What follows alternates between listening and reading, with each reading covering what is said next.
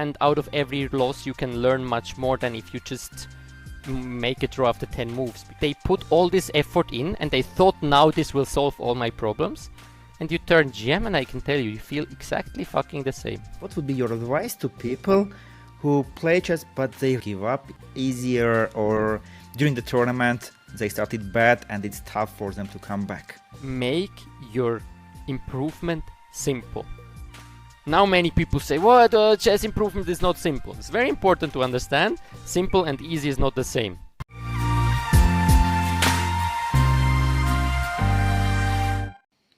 Hey everybody, welcome to the second episode of Chess Growth Hacking, where we host people who have already hacked the code of fast growth in chess. Today my guest is Switzerland's youngest ever Grandmaster and the man behind one of the most popular and loved chess blogs, my dear friend Noël Studer.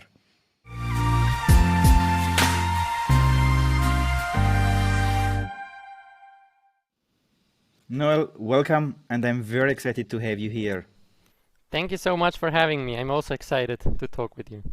Super. Noël, when I was preparing for this interview, I went to your blog, about which we are going to speak soon, and read all your articles one by one, and I was very impressed by your fighting spirit. I didn't know that you are such a fighter. I was very impressed by your wisdom that you have at such a young age and your humbleness at the same time. And I cannot wait to ask you many questions about this everything. But let's go from the very beginning. So what I found very interesting is that in your chess career, at 14, your rating was below 2000 rating. Now, many grandmasters are around 14, and many would say 14, it's too late. But you managed just in a few years became an international master. What made you so angry, and what was that path for getting from 2000 level to international master? First of all, thanks for the nice words. Very impressive that you managed to read all the blogs. And yeah, it was a different period in my life. I wasn't that structured about training back then. Also not as motivated as I was in later years. But I just liked chess a lot, and I had the honor to be coached by Grandmaster Artur Yusupov also at that time, which obviously helped a lot. And what was great for me is that in Switzerland we don't have huge chess culture. But in my year, 1996, we had four, me included, four very strong or pretty strong players, at least for Switzerland standards. So I was always lagging behind. So I never won actually a medal in Swiss junior championships until I was 16. So that was, I think, a big factor that I had to fight in Switzerland. And most other Swiss people, with my rating, they would have actually just won the Swiss championship. So I think it's very good to have some concurrence. So I wanted to, get forward. And when I got stronger and I went slowly overpassed all these three other guys, I understood, oh, wait, I am now. What is happening? Yeah? So it's like, it wasn't that intentional, let's say. It was just fighting against other Swiss people and trying to get where I can get a medal. So I saw that 4 years is quite fight, but as far as I understood, it could be even done faster, right? Definitely. I mean, I didn't do many things perfect. I was in a sports school back then, and sometimes my afternoons, we had like afternoons free usually because of our sport. And other sportsmen went to train, and I was like, no, today I'm lazy. I will just watch some television, and I will watch television from 2 till 8 in the evening or something like this, some trash TV or whatever. And so there was a lot of time I could have invested more, and a lot of things I could have structured better or worked on more smart things. So I definitely believe now, with my knowledge now, I would do it much faster. Noël, what advice would you give the Noël who is now, with so much knowledge, being a grandmaster, crossing that path, learning about psychology and many things, what advice would you give to 14 years old Noël whose rating was less than 2000? I think the biggest advice I would give myself back then is that it is possible to fight internationally. Because as I explained a bit, I was fighting nationally. I believed that I can become one of the best in my year in Switzerland. I never believed that I would get as far as I got internationally. Like with 14, I actually made fun of Swiss people saying they would get GM title. Saying, it's impossible, come on, what are you talking about? We are just small Switzerland, like we just play some chess and have some fun. So I think the most important would be you can compete internationally. And even if you maybe can't get world champion, I definitely believe you can get, European champion or whatever. You can compete with those international guys. And I think alone this would have given me the motivation and strength to train more, to invest more, and to get better. Well, now at what age did you realize that, wait, I can fight internationally? I basically was when I played the under 18 World Championships, and I ended up on the first board in the last round, and I was like, wow, I'm playing actually for the World Champion title. Yeah, I mean, it was never close for anybody in Switzerland. And just to paint the picture, this was 2014. The last medal from a Swiss guy was more than 30 years earlier in an international World Championship, Youth World Championship. So this is just insane. So nobody has thought it was possible. And there is a funny anecdote to this also, that when we flew to South Africa, there was a football team. Well, we just saw it was a team, they all had these nice suits and this nice logo and whatever. And I didn't know what sport it was. And I asked them, like, what sport are you playing?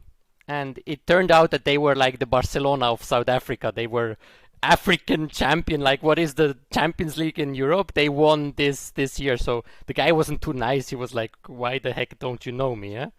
And when we arrived with the plane, they had like thousands of supporters waiting for them, cheering them on because they were about to play a match in Durban where we had the World Championship. And then our national coach said, I will organize you guys this kind of support in Zurich if somebody makes a medal. So obviously he had no chance of making such a thing, but he thought it was anyway impossible.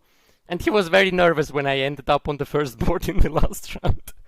But I lost that game because I tried to win. I got offered a draw, and I would have been third with the draw, but I declined. I wanted to fight, and I lost, and I ended up fifth. But that's where I understood, hey man, like, I'm just fifth in under 18, and if I would have won this game, I would have nearly been world champion. So there is a possibility. That was basically the moment. So Noel, even being that young age, you had already that fighting spirit, declining draws and going for not just results but about improvement. Yeah, about taking the as much as possible lessons from the games and declining all kind of possible some draws and rating points. How did you develop such fighting spirit? And what would be your advice to people who play chess but they realize that they during the game sometimes give up easier, or during the tournament they started bad and it's tough for them to come back? Yeah, actually, I think from the beginning it was something natural to me to fight. I was already extremely competitive from a young age.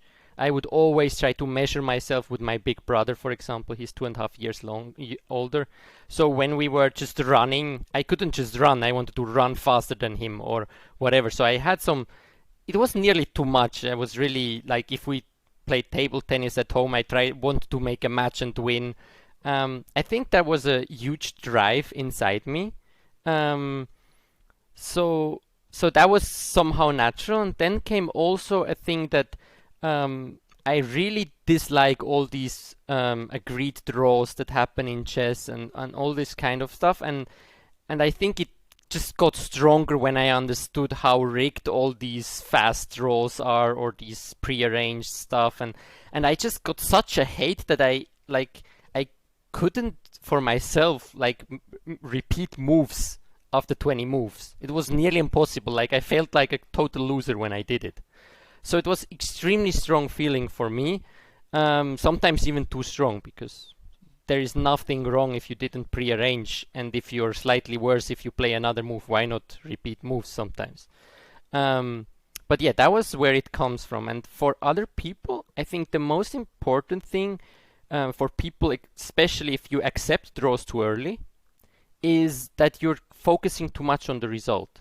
So most of those people, if I talk with them, they are afraid of making a mistake and afraid of losing.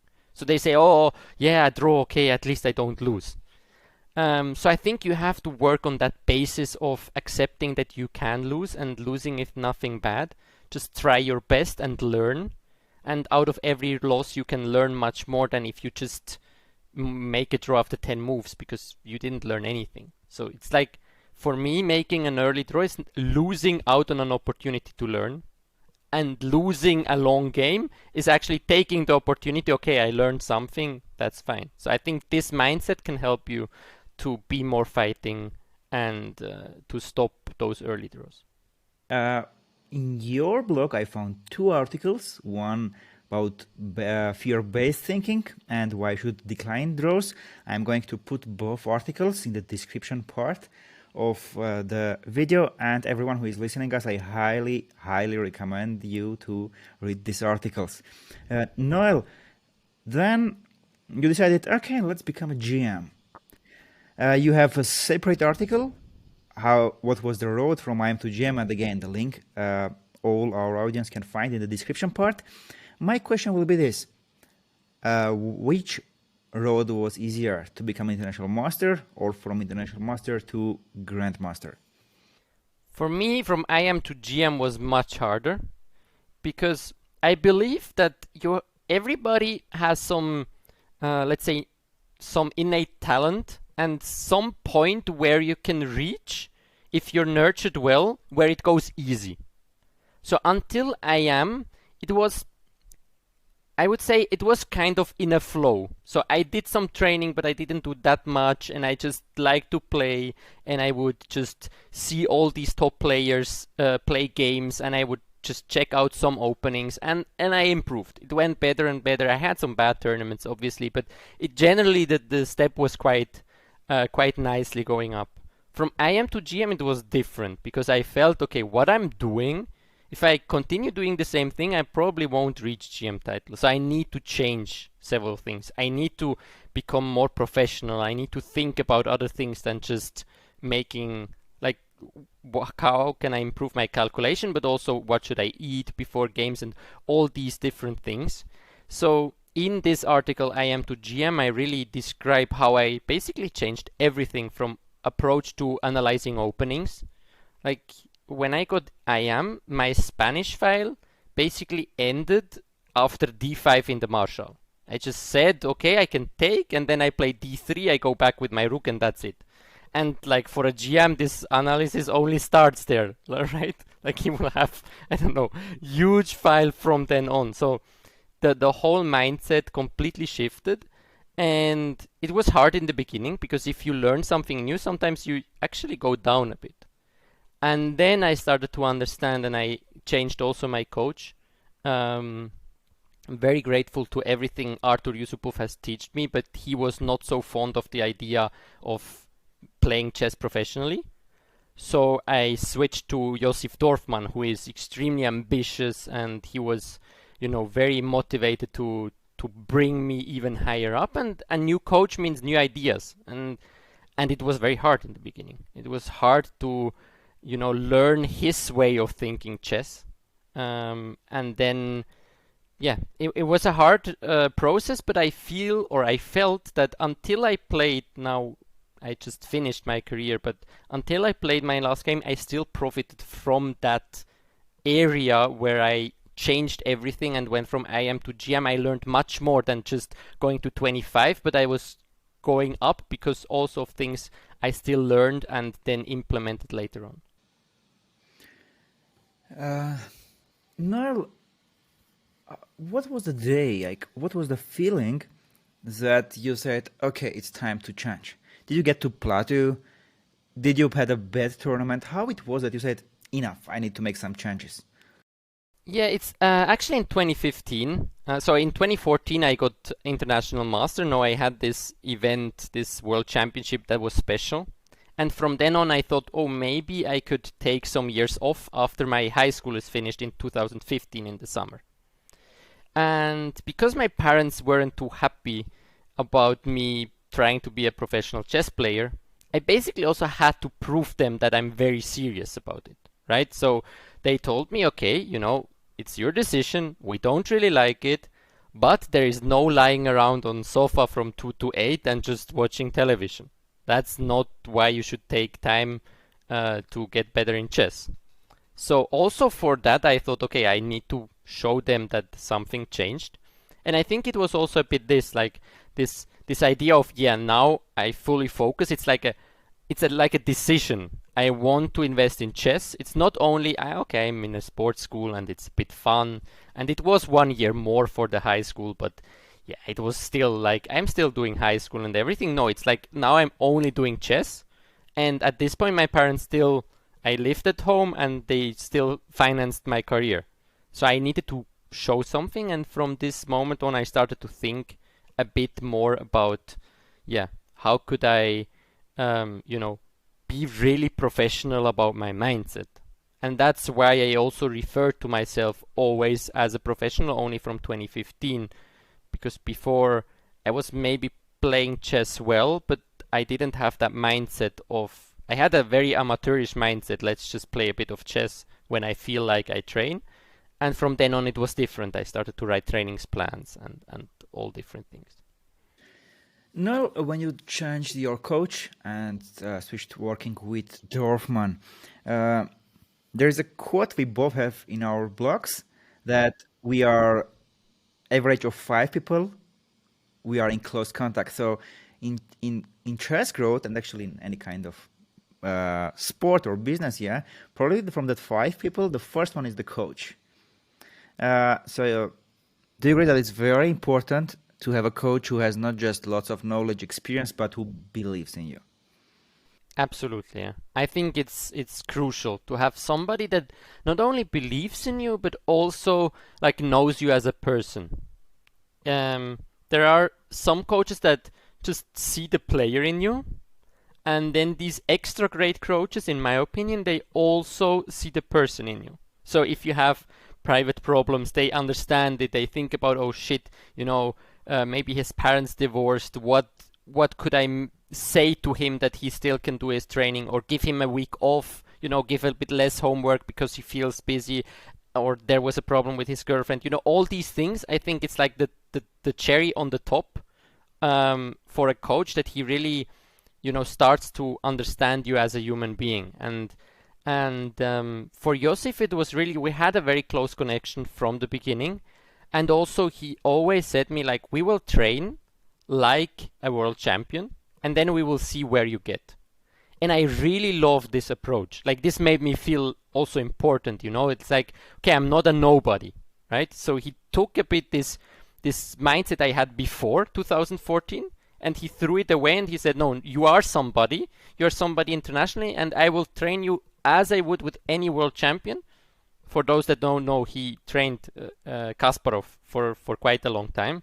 So he knows how to train a world champion, and then he grew with Etienne Bacro from basically kids level to 2700.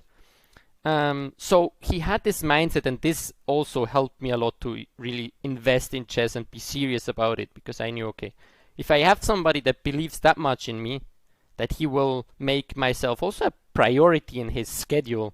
When we had trainings camp, he would say, okay, no other trainings, it's just Noël. That gives a certain sense of importance, that you just don't say, okay, now I'll lie on the couch, because you think about, oh no, my coach believes in me. Like, I can't treat him like this. He does all these things and I'm just lying on my couch. That's not okay.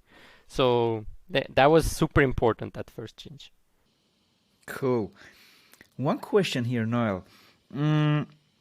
Every one of us, even the greatest minds, at some point they have that dizzy periods, that kind of laziness when something doesn't work. So I love very much to watch interviews of super successful people. And I was watching the interview of Michael Phelps, the legendary swimmer, and he's saying, If you think that every morning I wanted to wake up from my bed, it's wrong. And if in the whole there is somebody who will say that he wakes up every morning with that enthusiasm, I will say you are fucking liar. Yeah. Uh, so we everyone has that periods when we don't want, but we do, and it's like many great say that the difference is uh, the difference between the best and the average are the best they do even when they don't want to do. So during your professional career already, the last 5 years, when you were lazy, something was not going and you had to work, you understood it, but you didn't work. So one thing was, I have Josef Dorfman. How can I be lazy? What are the other things? What were the things that were pushing you to go to the chessboard and train? I think something very important that came a bit later on is starting to think, why am I actually doing it? And getting energy out of this. I know you're also quite fond of this why, and for me it started with a book called Start with Why by Simon Sinek. And basically I started to think about, why am I actually doing what I do? And when I got, always different answers, I have to say. It's like, not, I didn't get one answer and then it's for my whole life like this, but it evolved a bit. And but that was a big key, that at some point I started to feel, for myself, I didn't want to do that 9 to 5 job. And for me, it was chess that was the possibility to decide what I do with my life. And I wanted to inspire other people of that possibility, that you can do what you really love. You don't have to do something that others tell you that it's better for you. So that was one big thing. And thinking about that, I thought, okay, if I now lie on the couch, but then tomorrow I tell somebody, well, do what you love, blah, blah, blah, but actually I'm starting to decline in what I chose to do, then it's not really honest what I say. So, and later on, I had this very nice discussion with my girlfriend once, where I remember I was really feeling bad. I just didn't want to study at all.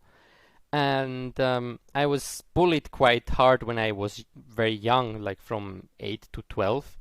And at some point I started to understand I also want to inspire young kids. And my girlfriend said, just imagine that like hundreds of young kids are seeing what you do every day. And now behave as you would like to inspire them. Smart. So I don't have to lie on my couch, right? I mean, you can't just say, hey kids, believe in your dreams. I'm lying on my couch now. It just doesn't work. So that was like, I remember like this one sentence, I was like, boom.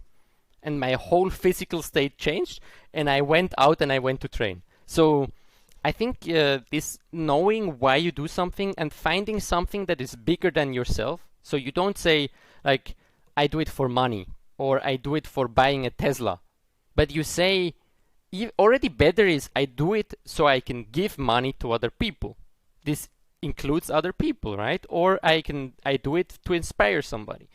So once you have this more than yourself, it's easier to motivate yourself. At least that was for me. All right. So when you were somehow you were on the couch lying there, was that sentence? Kids are watching you, and you are waking up, remembering your why. Was it how you are going to train? Yeah, sometimes I was just lying on my couch. I'm very honest. Like, it doesn't work always. But I'm also trying now to really have, even now I'm not a professional player anymore, but I think still the same thing applies, right? Sometimes you don't want to write an article. You don't feel like whatever, going online and restructuring your blog. And you need some reason to do it. So I have all over my home, we have like different books standing out that were very important for me. So yes, sometimes I look up and I see Start with Why. And I'm like, okay, I got it. That's a reminder. So it's also important to place some reminders, because as you say, it would be perfect. Like everything is in my head and I'm just, okay, I'm lazy now, boom, Start with Why, I'll go. doesn't always work. So having like these visual clues or people that can remind you of what you actually want to achieve, I think can be very nice. So even if your wife doesn't play chess, for example, or if you have a friend, but you tell them like it's so important for me, so please, if I don't do it, just remind myself why I do it. That's enough. You don't have to force me. Just remind myself, hey, you wanted to do that for whatever your private reason is. That will be enough usually. If the why is important enough, that's enough to make you do it. So that's a trick. Or you can do it with online people, with whomever you want. That's include other people. Yeah, so about why, I think this is one of the things that we have like not similar, just absolutely same approach. And few words to our listeners. In the description part, you will find the link to the book of Simon Sinek and also the TED Talk, the legendary TED Talk about finding your why, and also our articles with Noel we have about why this is something. It's like really very, very important. And no matter with whom I talk about business, how to create a big company, everyone who has created already something very, very big, like I all the time hear the same advice that you told Noel, find big why and something that is bigger than yourself. So it's like really very, very cool thing. Noel, on your road to GM, so you were mainly working with Joseph, and at that time already there were lots of books. However, right now there are so much more books and courses. There are like courses created by grandmasters and abundance of courses. At the same time, it can be negative because you go and you don't know from where to start. Like so many books, so many courses. So the question is this: if the 14 years old Noel was living in now he was 14 years old, would he become a GM faster, having all these resources? This is the first question.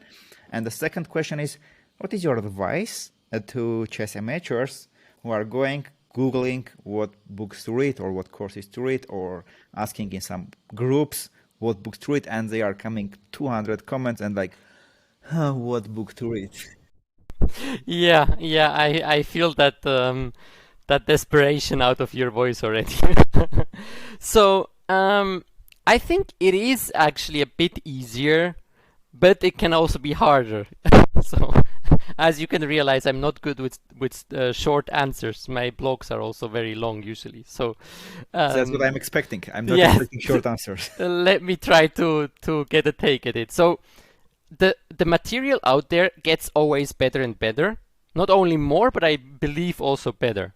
Like always when an industry only starts up, it's very easy to make bad material and still make a lot of money. And I think now slowly, people start to understand that you need also to have some certain quality in order to sell things. So I think that's a great thing, but there is still a lot of bad things out there. And that's why I can understand the confusion. I would think that I would be faster at a GM title, for sure, if I would have my knowledge from now, like how to learn, what is important. Absolutely. If I don't have the knowledge and I just have more possibilities, it's not sure if I would be faster. Because in a way, you have more chances to hit something good, but also you have more chances to hit only bad things, right? So that's a bit, if you have good coaches, so if I would have somebody, right, like Dorfman in the end of the career, I had Rager, which I had very, very good connection to, then those people can tell you, do this book, do that book, don't do that's rubbish, you know? If you don't have that, I find it very hard. So yeah, the first question is hard to say, but that's more or less what I think on it. And on the second question for amateurs, I believe the most important thing that also I try to teach on my blog is to make your improvement simple. Now many people say, what, chess improvement is not simple. It's very important to understand. Simple and easy is not the same. I learned this from Tim Ferriss, and as a non-native speaker, I'm probably not the one trying to explain it, but I'll just try to give it a shot. So simple comes from simplicity, which means like this, it's not, you don't have to read 15 different books, but there is one book, but it doesn't mean that it's easy. So it's not like, for example, doing 100 push-ups a day is a very simple training plan, but it's not easy. You will suffer during these 100 push-ups, right? So I think that's a big switch you have to think about is when you write in a forum and people write you 200 different things, you will be completely confused. And if you try to do a bit of everything, your plan is extremely complex. It's not simple. So first thing, try to only have like 1 to maximum 3 people you take advice from. I think that's super, super important. If not, you get confused. There are so many different ways that you can get good in chess. Some are better, some are worse. But you need to follow one way and trust this way before, you know, just doing 1 week this, 1 week that, 1 week another thing. So try to find your gurus and pay attention that these people must have achieved already what you want to achieve, right? You're not asking, if you write sometimes online, let's say you write in Reddit, you don't know how strong people are. It's a great forum. But it can be that somebody with 1200 is giving you advice what you should do in order to reach GM title. How is he supposed to know? If he knew, he would be GM. So try to think, did this person already achieve it? Or at least did this person train somebody to achieve that?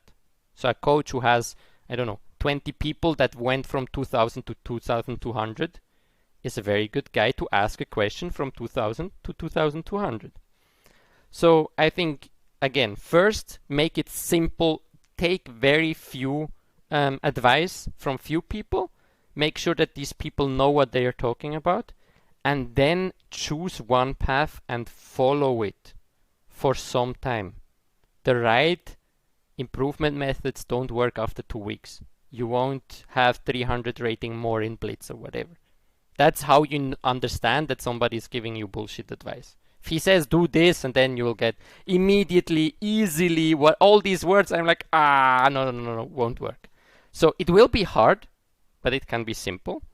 And trust, I always say more or less 6 months at least, some method, and then you can decide if that worked for you or not. Same is with openings. Don't jump from one opening to another, to another, to another. Oh, this guy said Benoni is better, but then this guy said King's Indian, on the Nimzo Indian. And then obviously you will play everything, but everything bad. Take one, improve it, and then understand, is that really for me? Or am I a super tactical player and now I'm playing Petrov defense? Maybe not the smarter thing. So I understood something, I can change, right? So this is very important. Sorry for the long answer. It was very cool answer, and I hope I will also try to do my best at try to reach, if not that whole interview, just this part, just these few minutes to as big audience as possible, because I think this is one of the main, the very common mistakes I see amateurs do, asking advice to wrong, kind of, sorry everyone for wrong people, I will put that way, to people who have not achieved. They're just asking someone who is also trying to achieve somewhere, and they give each other some wrong advice, and at the same time just jumping from one thing to another. I see amateurs who are 1400 level, but they know from all openings already some stuff. Like even many IMs will not know about many. Like they know all the openings because they jump from one to one, and they learn some openings. They play 10 games, bad results, and they don't feel like, oh, they are out of comfort zone. They are just learning something. Of course, it will be bad results. And in ChessMood, how we are doing, when people are coming, say, okay, this is the opening repertoire, do this, keep it from 3 to 6 months. And one of the things that I'm thinking to add in ChessMood is there will be a way where we will track if people are really working, and if somebody works 3 to 6 months really on the material and they don't improve, just like refund the money. Because this is like, I cannot stress enough that stick with it. At first your result might be bad, I remember talking to one of the top GMs now in the world who switched from d4 to e4. And for many years he had bad results, and he was saying, yeah, my results are bad because I switched to e4. I don't feel this position very well. It will take time. But when it takes time and I learn them, I will show them. So very cool that you answered so long and like deeply. It's to the point, Noel. All right. Thank you. Thank you for that answer. Noel, every one of us has some days, episodes that kind of like change everything in our careers or in our lives. Is there any day or episode in your life that changed a lot in your path? Yeah, I had this, this World Championship, under 18 World Championship, for me was the biggest switch in my professional career. Absolutely. Because, yeah, there was something in my head of, okay, I can do more than I thought for the last 18 years I could do. And also that all the people around me told me that I can.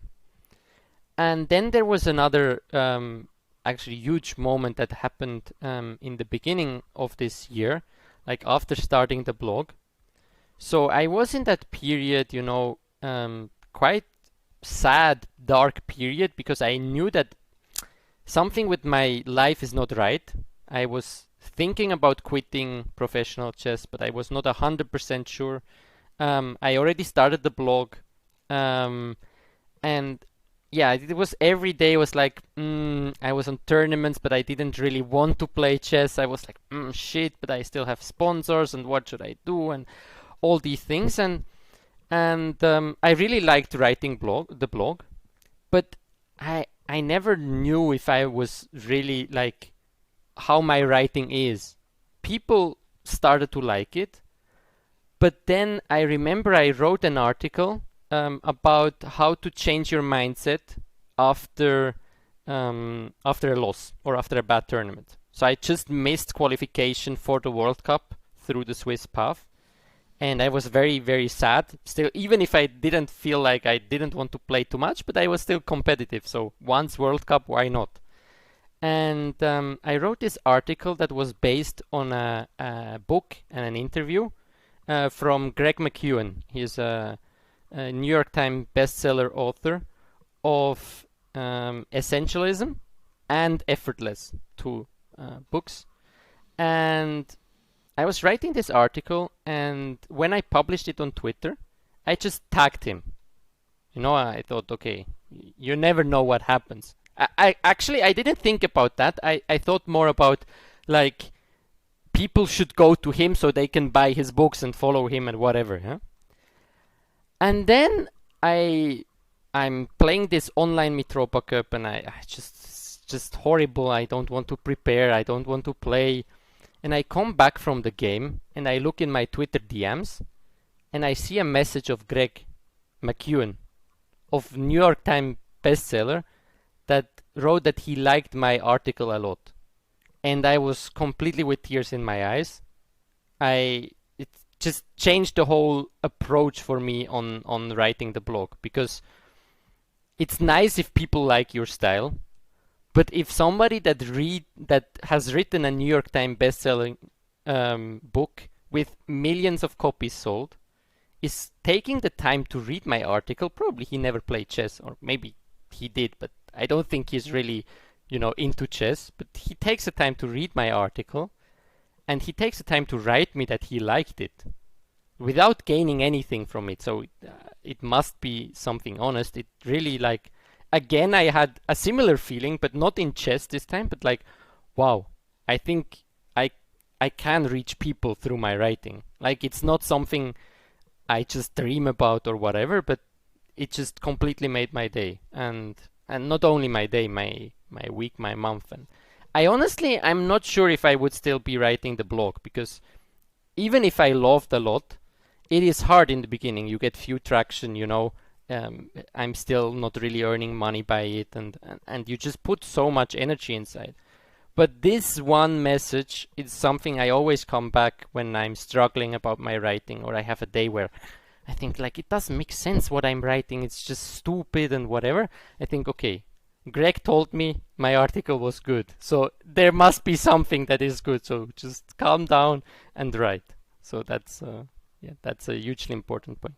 No, your articles are really great because you are not just honestly sharing your experience, and you have not much thing to keep already for yourself. We will speak about this retirement soon, but your writing style is very cool, and it's not any surprise to me that you have, fix me if I'm wrong, you have around 30,000 monthly visitors, right? Yes, yes. So was this, I believe this early success was very unexpected, right? As I understood from what you have said. So you love to write the blog, you wanted to write it. What's the why that is pushing you now? So And basically, sorry, and what was the why for starting it? What was uh-huh. Yeah, I just wanted to start with the start. So back then I felt that something was not great and that I wanted something different. And Tim Ferriss, I follow a lot Tim Ferriss, and I was rereading his book, The 4-Hour Workweek, and he says that if you want to change something, you should just start. Like today you need to do one thing, tomorrow the next thing, and after tomorrow the next thing. So I had always this idea of writing something, but I thought nobody will care. Why will whatever, huh? So there I just thought, okay, now I do it. I just searched how to make a blog. I went to a homepage that explained everything and I started to do it. And on the second day I finished. And on the third day I wrote my first article and published it. just 3 days? So just 3 days until the first article. Because it had to be fast. If I think about it too much, I will never do it. That is how it started. And why it started is I wanted to share more with people. So what I started to understand is in chess as a player, a lot of things are for yourself, right? So you find a novelty. You cannot just go to some friend and say, "Hey, I found a novelty." Well, if you're about to play against this guy, you cannot just share with him the novelty. It will take away all your advantages. But sometimes I even did these things, and my coach taught me, "Come on, you just calm down. Don't say everything to everybody." And especially when young people, Swiss people, they came to me and asked me for something, I felt like, oh, this is like there. I feel very active. I feel energized. This makes me happy. So I started to understand I want to share. And that was the why in the beginning, just share all my knowledge. And back then, I actually had in mind also that I might just completely go away from chess and do something else. And I heard something, I don't know if it's really Derek Sivers that said it, but somebody said that if you go away from some job that you are very good at, so like me at chess, and you don't share all your knowledge, you are very egoistic. So I thought, that's actually true. Like, what if a car hits me and then I can never say about what I learned? And again, back to 14, I would be so much faster being a GM if I would know what I knew now. So I thought, okay, let's not be egoistic. I'll just write a blog. Until the end of the year, I will share all I have. And then I can leave and I can decide whatever I want to do. Like when the things is out, that's it. And that's how it started. And at some point, back then I didn't even know that you can make a living with a blog, honestly. And at some point I started to, be more clear about retiring and thinking about what I can do after it. And when people started to really I thought, why not make this a long-term project? Help people improve their chess, but also improve their mindset and, the way they live and how they look at the world. And that's now the big drive behind the blog. Helping people grow faster and find pleasure and also find why they are doing things. And for me, it's a success. For example, if somebody says me he wants to be a GM, and I say him, think about it. What is your why? And when he thinks about it, he says, "Oh, I don't want to be a GM." That's like a success for me. For other people, it would be shoot, I can't like sell him my lessons now, right? But for me, it's like, okay, I helped this person to understand that that was not the right thing. He is one step closer. He understood it's not GM, so maybe it's something else that he wants to do in his life. That is what drives me forward now, and trying to help as many people as possible. Got it. Super.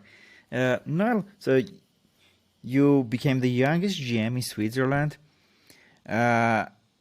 and then you started the next level of chess, and then suddenly, for many people, like you knew it in yourself, but for very surprising for many people, you said, "I'm retiring." So you announced retiring. It was shock for many. You have already article about the reasons, and I'm just going to put the link in the description part, so we don't talk about that all again. But here is my question. So when I was reading your articles, I found that you had a dream to get 2700 level and also become a European champion.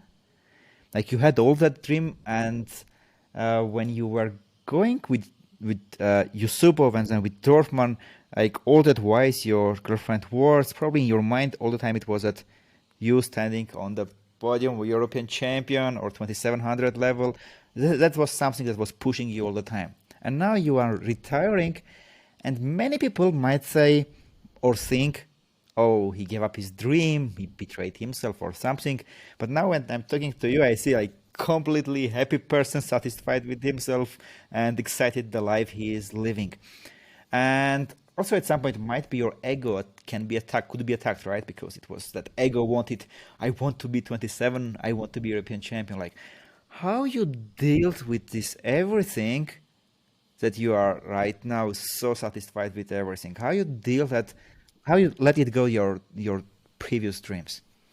Yeah, that's a great point. I think ego is definitely one of the greatest enemies there. So it was hard to take that decision because in some way I had these thoughts for quite some time already, but I never really accepted or took the time to think about it more. And one thing that helped me was my sports psychologist. I have been working with him, I think, for 5 or 6 years. He told me an amazing thing. So he is also very into Simon Sinek and, finding your why. So what he said is that your career in general should have not only European champion titles, but it's more about a meaning. What message do you want to transpose to people, right? And then he said that for me, playing chess professionally is just my microphone. I'm just screaming my message through that microphone, and the better I get in chess, the more people can hear this message, right? But it doesn't have to be the only microphone. So when I started to understand, it's not about, this title, but it's more about my message and how I can most smart reach more people, started to understand, maybe it's not really about if I feel that I don't want to play chess anymore, it's not like I'm not losing my message, I'm not losing the whole thing, but I'm just losing my microphone. I can just try to take another one and make this even bigger and nicer. So that's when the idea of the blog came in. And for me, it was also, asking myself different questions.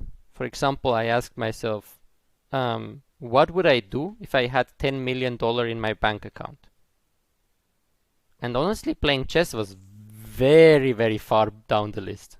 So I started to understand, something is not great, right? So I think all these hypothetical questions are important. And one more question I really love is from Tim Ferriss, or maybe some guest of his podcast, that said, think about what you would do if you knew it wouldn't work. So what is worth doing even if it doesn't end successful, let's say successful as money or whatever. So would I play chess if I knew I wouldn't reach this European champion title? And the answer was no, because it's my ego that wants to prove to myself and everybody else that I can do it, right? with writing, even if I don't make a lot of money from that, or if I at some point have to change because maybe it doesn't work, or whatever can happen, I know that there are things outside that can help people improve their chess, right? These articles are now out and everybody can read them also in 20 years, also in 100 years. So this is still in a way successful, even if some people might not see it as successful. And these kind of questions helped me to understand that it's time to leave playing professionally chess. Do you see sometimes nightmares or dreams that you are after, even after retiring, you wake up playing a chess? No, absolutely, absolutely. I mean, I'm, starting to process all these things, and I have nightmares. I have dreams where I'm about to become European champion, and then something happens. I have nightmares where I talk to friends, parents, whatever. But aside from the nightmares, which I think is just my brain processing, okay, man, you're not playing chess anymore. You're not playing chess anymore. I have to say it also to my body sometimes. Like, I don't need to be ready for a tournament. I don't have a tournament anymore. So, aside from this, I've never had the feeling until now that it was the wrong decision.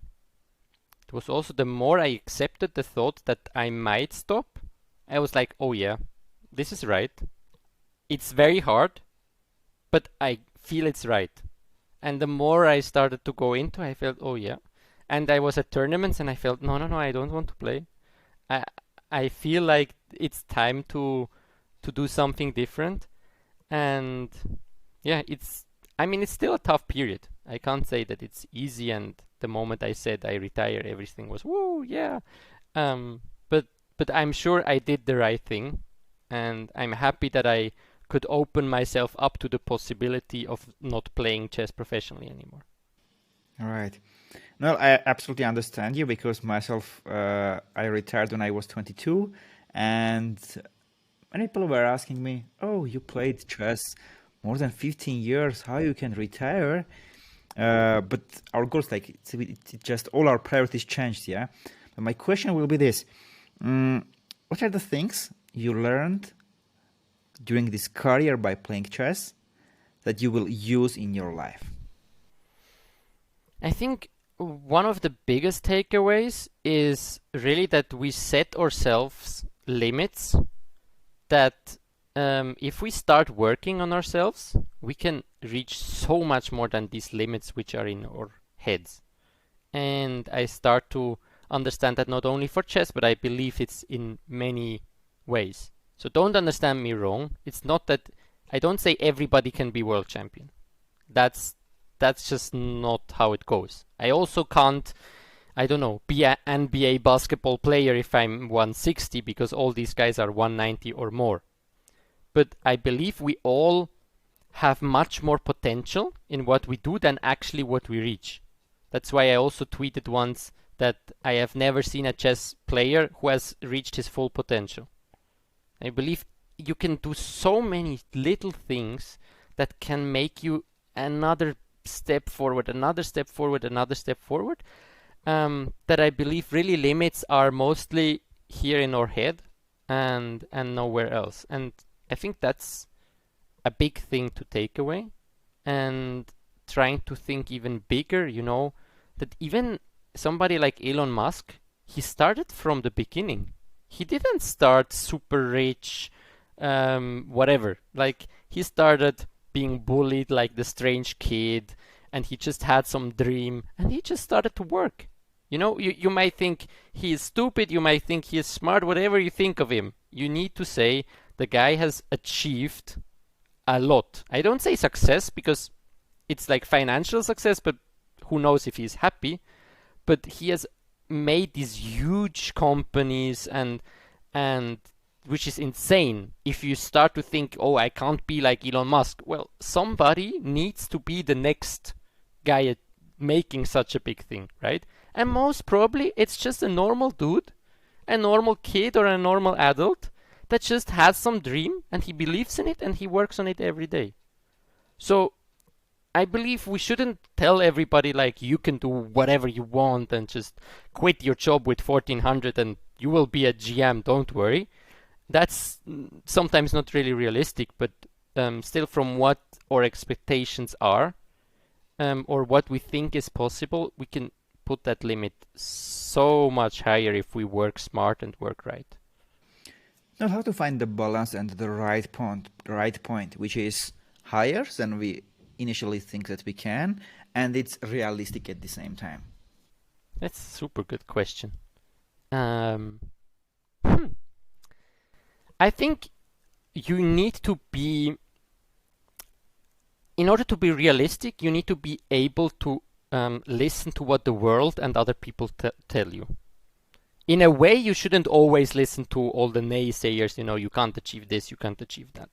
But what I mean by the world telling you is that if you try hard, if you, let's say you have a super coach and he gives you all you need and you put all your energy in and you jump from 1500 to 1550 in 1 year, then don't expect to next year jump from 1550 to 2300 because you already tried this, and for sure you can improve, but it doesn't seem like what you expect is realistic in a way.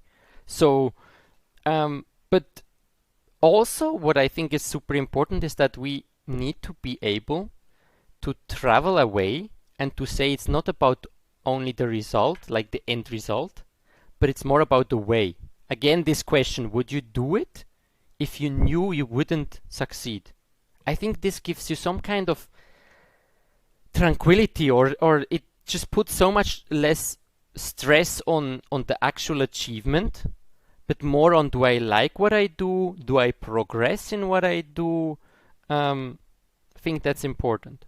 I think I go a bit off track here, but just one other thing. Most people, they say, I want to be a GM.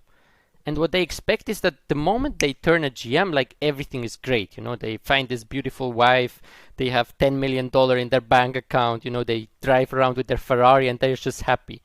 Like, it just doesn't work like this, guys. Actually, most people that achieve GM title, I think they get like in sort of a bad mood because they put all this effort in and they thought now this will solve all my problems. And you turn GM, and I can tell you, you feel exactly fucking the same. Sorry for the for the word, but it doesn't solve problems with your girlfriend. It doesn't solve problems in your family. It doesn't solve. It can be special and nice, but there are important needs, and it's not that once you achieve one goal, everything else is great. I think that's very important to understand. All right. I also think, Noel, that one of the toughest things we should figure it out in our lives is where is our limits, and try to be as honest as possible and to get there, because we can often set much lower than we can and sometimes not realistic thing and sacrifice everything, and then at the end like, oh, what we did. So if we get there, okay, we try to be as much possible realistic, somehow be lucky, and okay, it was really the point when it was our limits, we could do that. I think this is a very key point for being successful, as you said. I think that's a great point. Yeah. No,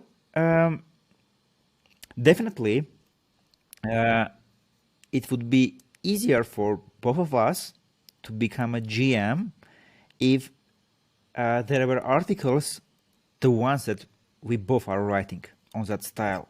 There are so much things I'm regretting how I didn't know that, and I'm sure you too. And you have this mindset, which many chess players just read chess books, not other books. And often what is happening when I'm saying to one of my students, I have a book which will dramatically change your chess career. And they are like, oh, take the pen and paper, tell me the book name. And I say, Atomic Habits. And they're like, is it a chess book? And when I say, no, it's not a chess book, they are super confused. Uh, we together we have the same mindset. How much better could become all the grandmasters who don't read such books. Uh, you have read many books already. I see in your articles, and we have talked about many of this stuff. What are the main books? Like there will be so many things that you will not know which one to give. Yeah, just three, five, the books that you would recommend chess players who want to improve their chess to read these non-chess books. Yeah, great point. I can see that what you said about your student, like I can see his face in my imagination, like this. Oh, not chess. What are you talking about? Like, Avetik is gone completely crazy now, yeah. So, I mean, one you said already, Atomic Habits is definitely super key. It just teaches you how you can sustain habits, how you should go about making a good habit, something you want to do, and how you do less of the things you don't want to do, right? So this is really a key point because one thing that I always talk about is writing a chess plan and sticking to that plan, consistency, slowly getting, and then at some point there will be results. It's not about 1 week, 50 hours chess, and then 2 months nothing. That won't bring you anywhere, right? But sometimes people are so excited. Okay, now I have this goal, and now I will do it. And then they have 1 or 2 weeks, they have like this motivation, and then the everyday life comes back, and they do less, and they do less, and sometimes it fizzles out, and it's over. So that's super important. Another one that has helped me a lot, and I think most chess players can also improve by that, is Essentialism by Greg McKeown. So this is a bit less direct, but I always talk about quality over quantity in my blog. So the most important thing before you start to train is that you train right and not that you train a lot, right? So most people, they say, I train 10 hours per week. I train 20 hours per week. But they don't tell you how they train. And only from knowing that you spend 20 hours looking at the chessboard, I don't really know if you do something, right? You can just look at it, and that's it. Some people think training means watching a YouTube video and next to it, I don't know, discussing with your wife about grocery shopping and having your baby here, and then they say that's training. That's not training, man. So what? Scrolling on Facebook, yeah, on Yeah, Facebook chess groups. exactly, and that's just not training. I would even honestly not include reading my articles as training. I would say that's like training preparation, right? You learn knowledge to then be able to train. But you need to train much less if you know the things that you and me and other good authors are writing about, right? So this essentialism, basically, he says there is only very few things that really matter, and everything else is just noise. It's just disturbing you. And you need to find out what these small things are. What are the things? And you can think about your life, you can think about everywhere, but you can also think about your chess training. What are the few things that you do that make this huge impact? And what are all the other things that basically make nothing? So for beginners, for example, I think if you are just learning out, you need to know obviously some basic strategical ideas, but you need to be able to calculate. You need to be able to see tactics, simple tactics. So I always say to guys, if you still blunder a queen, doesn't matter if you know 20 moves of theory. If then after 20 moves you will blunder a queen, okay, it's the same. You can do after 5 or 20 moves, you will lose the game. So as long as you still blunder pieces, probably you should understand or learn how to not blunder these pieces. So this is the important point. And at this point, nearly nothing else makes a difference unless like this important point, right? So you can work on your openings, end games. If you never come to an end game, who cares if you know Vankura rook position with 2 pawns down, you know how to hold the draw. Great. if you never get to a rook ending, why is it helping you?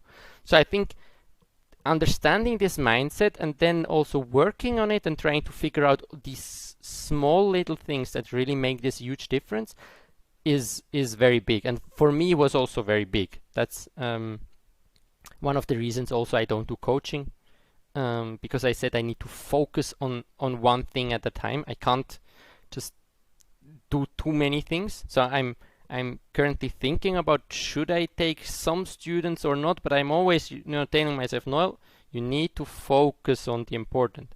And so that's also fun. When we talk together, you sometimes also tell me, Noel, keep calm, you need to do one thing right and then you can expand, but just slowly, right? So that is one other. Essentially. Yes. I don't know if you have read it. Did you read Yeah, it? yeah, of course. It's a great one. Yes, very It's good. a little bit similar to Pareto rule, right? 2018. Yes. I think that's I didn't read that. I think who is it?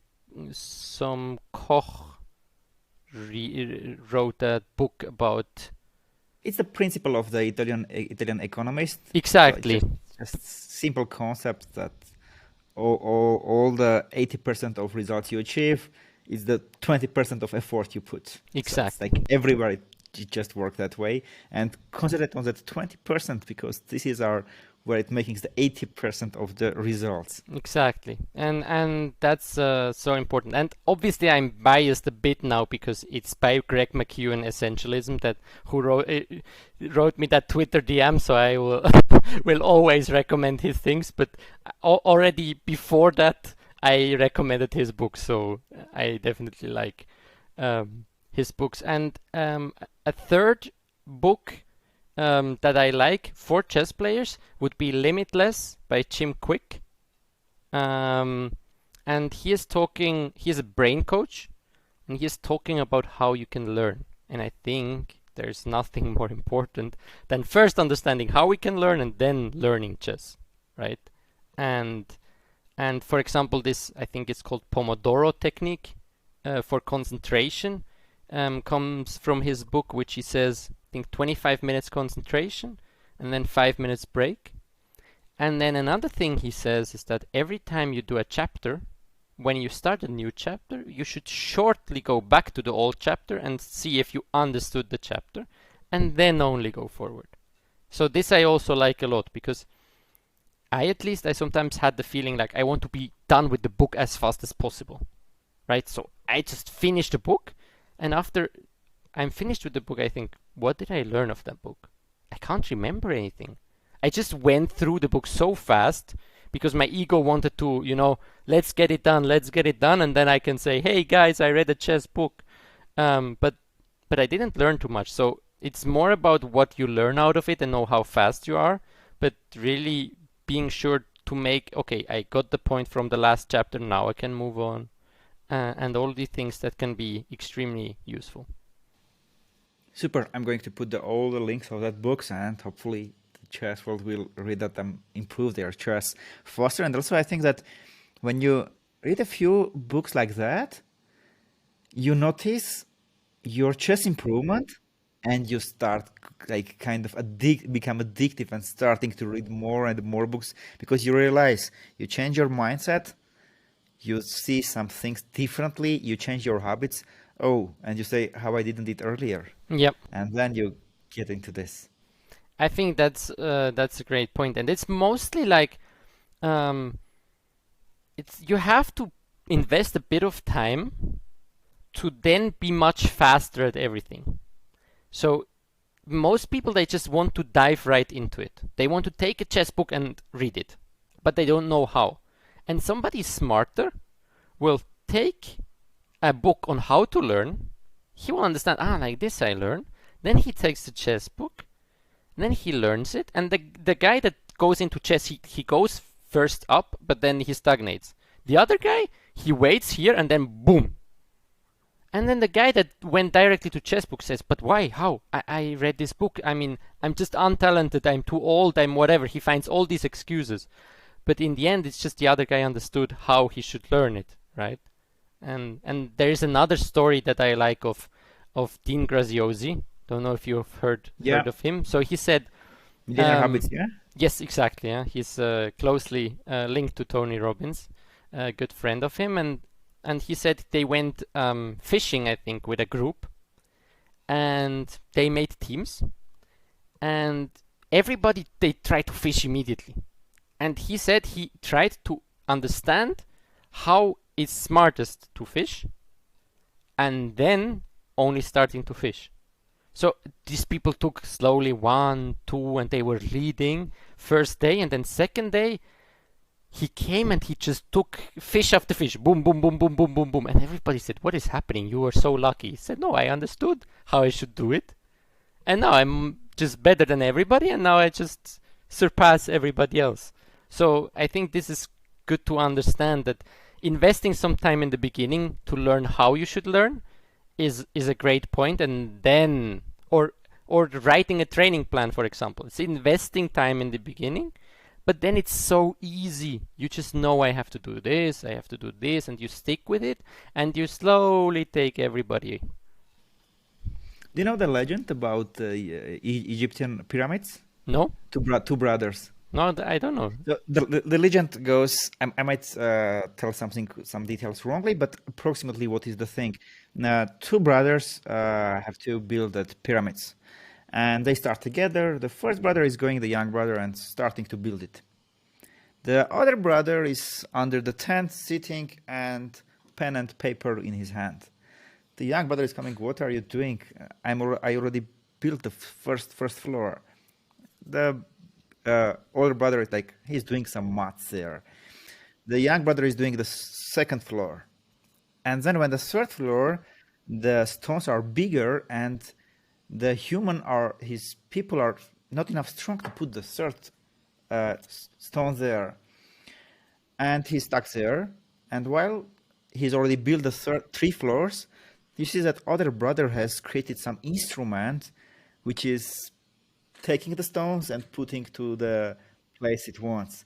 And then the old brother starting to put it all together. And it's like very similar to what you talked about fishing and figuring out the foundations, planning, and then going to the path, say this way. Yeah, and the funniest thing about this is that in 90% of the cases, people tell you are lucky then. It's just so funny. Like, so many people say it's luck or whatever it is, yeah? But you put in so much work before, but they don't see that, right? If you don't want to see it, you don't see it. And then suddenly it seems everything works. And for somebody that struggles a lot with many things, obviously it looks like magic. Like, how is it possible? But it's because you work so much on the foundation before that then it seems smooth, but before it was extremely hard, obviously. When I'm asked about luck, Noel, my kind of philosophy is this way. I believe in luck, but at the same time, I believe in doing smart things to attract the life.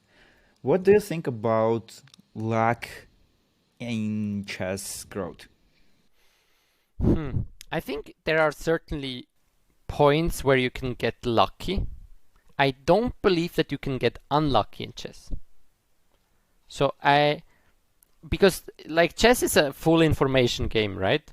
So if you say during a game you got unlucky, somebody else could just say, well, you just didn't calculate enough, right? But you can get lucky with, for example, a preparation. You get into a super nice preparation. The guy maybe, I don't know, didn't see one game of you that you played online, and he could have guessed that you could play this, but he didn't.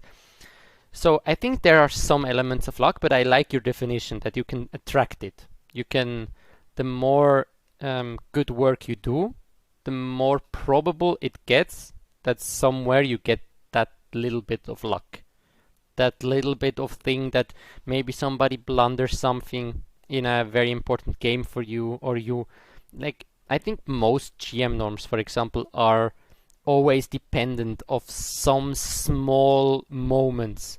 Like you have a bad tournament or not great tournament, and in this round you play against this very strong player, and maybe he outplays you and then blunders something small or whatever. But then you have to be there to be able to take it, right? It's like, say, you after 5 rounds, then you suddenly are on track for a norm. You still need to play 4 rounds. So it's not only with luck that you can achieve things. I'm on the same page with you there. Now, do you consider yourself a lucky person, and do you consider yourself as a successful person? Lucky person. I think I had a lot of luck in the last years connected to people, because I found few but extremely high quality people that supported me in a way I'm still extremely grateful for. I have a superb relationship with my girlfriend, so I think that's super important point. And we actually met at a chess tournament, and we had a long distance relationship, and we were not far from breaking up at some point. And you can also call this kind of luck that actually she was the one pushing, come on, let's try and whatever, and now it works perfectly. We're so happy. And also with other, for example, I had all these nutrition problems, and my sports psychology told me I know one of the best nutrition coaches for sports people in the world. She doesn't take somebody, but I will just tell her that I know you very well, and maybe she will take you. And she took me, and I'm feeling so much better from my body. So I think these things are lucky, and I consider myself lucky in that way. And successful is a very difficult thing for me. Like, how you define for yourself success, for example? I think everyone should define what is For success. himself, yeah. Yeah, like there is not your father, not your friend, and not your significant other should figure it out. If you're just you decide you're successful or not. So this is the question I'm asking you. Do you consider yourself successful? Not others, just you yourself. Or you are too harsh on yourself? Yes, I am always very harsh on myself. That has also been something from childhood, I think. Um, I think I would consider myself on a good path, if I can say it like that. For me, successful is really a big word, and for me, it has less to do. Like some years ago, I would have said, depending on my rating, like what tournament I just played, I would have said successful or not. That has changed. Like it's about different things. It's about how you impact people, how I impact people, how many people I can help. So from that part, I think, okay, it's growing. I can impact more people. That's nice. But then I see also I can do much more, right? So why am I not there yet? Um, so there I'm pretty harsh, but I consider myself to be on a good way. And I think everybody, what is important to understand, even if you see somebody and you think, oh, this guy has so much rating and he has this and that and he must be so successful and so happy and everything is great. It's just not like that. Like, you have your private things. I have my dark moments where I feel frustrated, sad, in some kind of block, some kind of what is wrong with me, when I don't feel that I'm enough, or these different moments. I think it's very important to also say that to people, that people you think are super successful, they can struggle a lot. Like you talked about Michael Phelps, and I think that it's just insane to hear from him. I heard a podcast episode with Tim Ferriss where he just talks about his depressions and how actually bad he felt every day. And other people would say, oh, he has like 25 Olympic medals, why should he be sad, right? But it's not only about this sports success or financial success. You can still be feeling not great, so it's more about how you feel with yourself. My definition kind of was, do you live with the value hierarchies you put for yourself? Something like I that. like that a lot, yeah? Like this is for me defines it. But as a success to chess, let's say to GM, yeah, people when you GM, people perceive you as a successful at your sport. Do you think there is a shortcut? I think shortcut is such a overused word, or such a, how can I say? It's, if I say yes, I'm scared that people think that you can just buy some pill in your next supermarket and then boom, you're stronger. Or that there is one book that if you read that you will understand everything about chess, or one course or whatever. In this sense, I don't think so. What I think, you can accelerate your growth. I think it's like, we are on the No Chess Growth Hacking podcast or show, so it's good to talk about growth. You can accelerate the growth if you learn from other people's mistakes.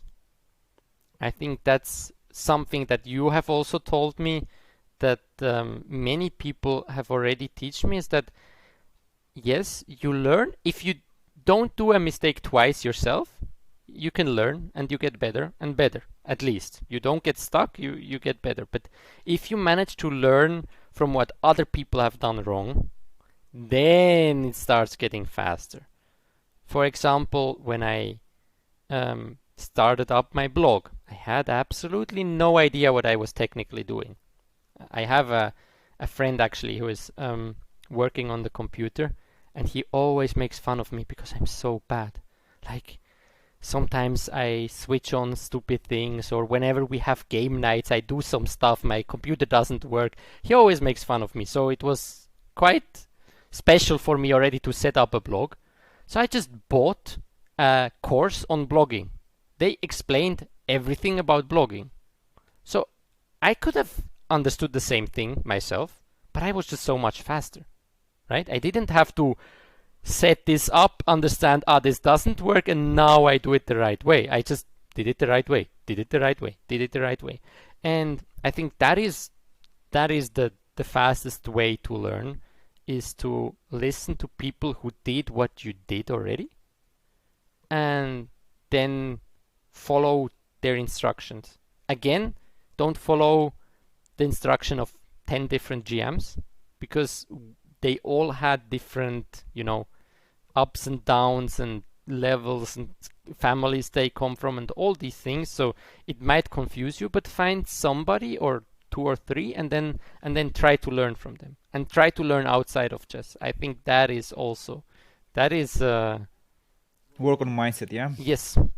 And like, I think if you read my blog, I would say 80% are from books or podcasts where people have never talked about chess. And maybe 20% is from some chess book or from my coaches. But so many things, or from my sports psychologist, or from my nutrition coach, or from whoever, but it's not from specifically chess advice. So I think that is a super important point. All right. Absolutely agree with you. When I started ChessMood, I wanted to grow it without investments, just all on myself. But then recently, when we got fundraising, and now I'm working with investors, it's like just eye-opening. You work with people who are not just giving you their money, but they are giving their experience, showing the mistakes they have done, the mistakes that on their eyes many CEOs are doing. And it's like, oh, I could do this all mistakes myself, and then I would get there. And it's like such a shortcut to learn from people who have done already what you want to do, or have taught others what you want to do again, like the same Yep. thing. I think, and again there, I don't want to go always on the same point, but still, I think it's very important to invest the energy and time to find the right people. It's not like, okay, there is one GM that he says something, right? So let's say you see this interview for the first time, you think, yeah, Noel's very smart, I'll just follow him. Try to find out, am I really, do you really trust me? But until when you come to a point where you say, okay, this guy I can really trust him, then you can trust him 100%, and you can like implement things very easily. And some people, they see just some Facebook ad or whatever, and then they just click there, they believe this person, and maybe it's not the right thing. I don't say that it's bad to go through Facebook ads, but think about, like, am I following the right person? And when it's really the right person, then the growth starts really kicking in, right?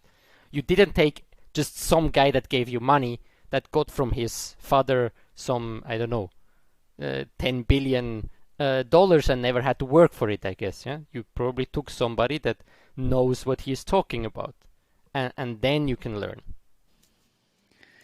All right, cool. Noel, before we get to the last question, how people can find you and how they can connect it with you? People can find me on my blog, nextlevelchess.blog. I think that's the best way. I also am pretty active on Twitter.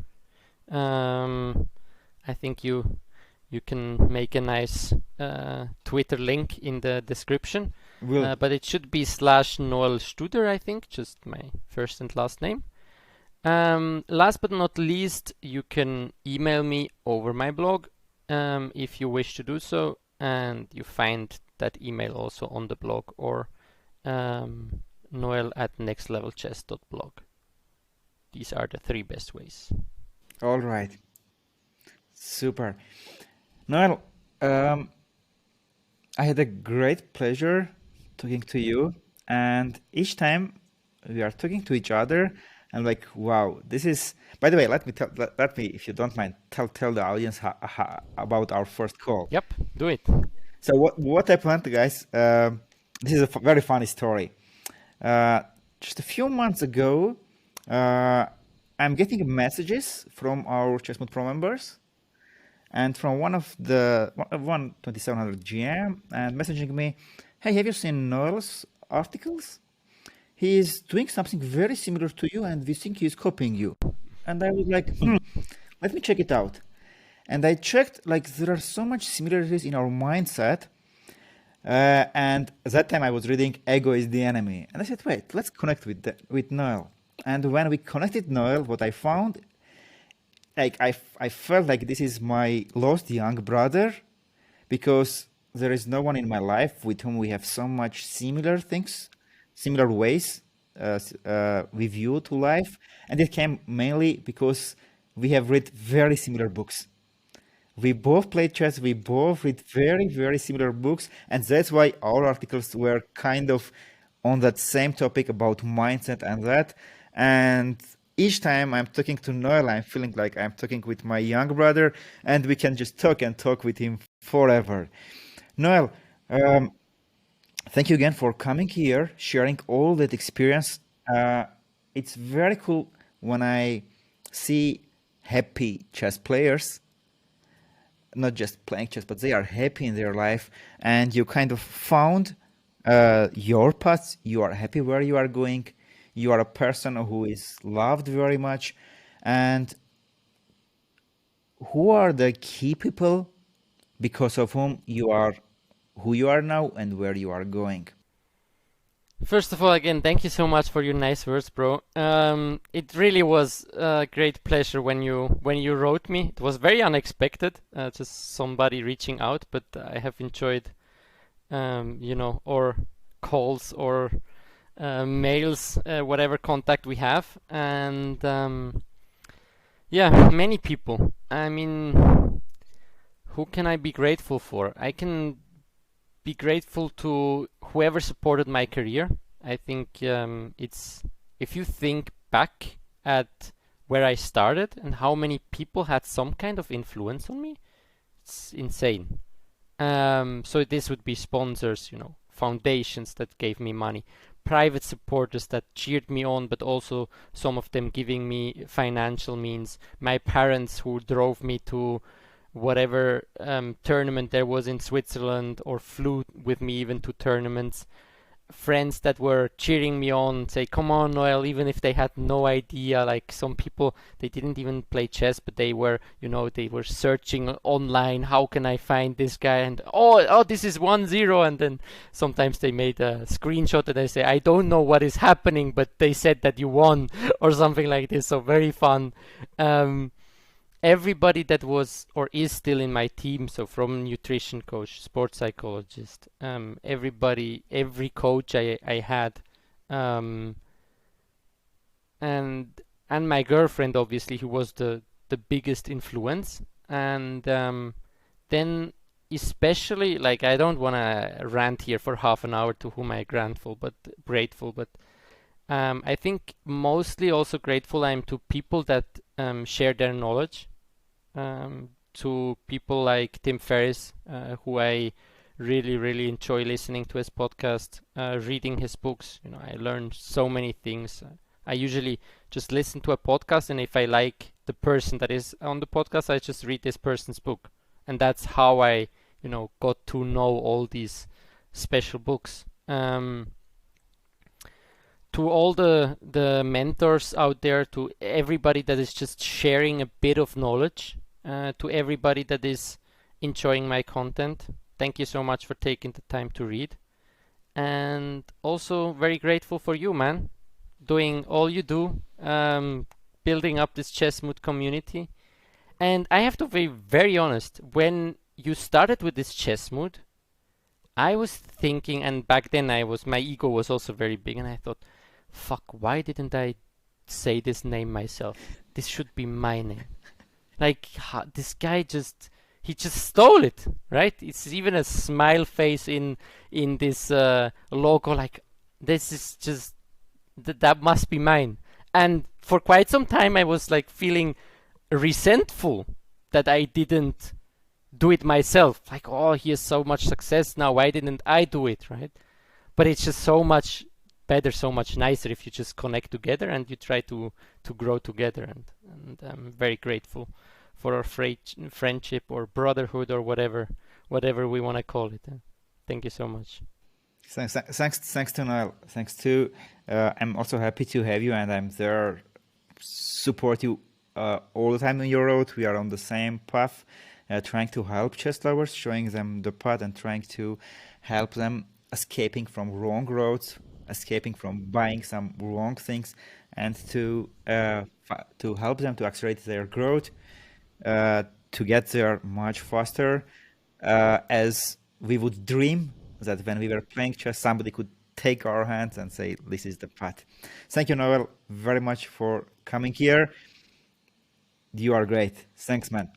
Thank you. Thank you so much. I hope you guys learned a lot and you will use these tips on your chess journey.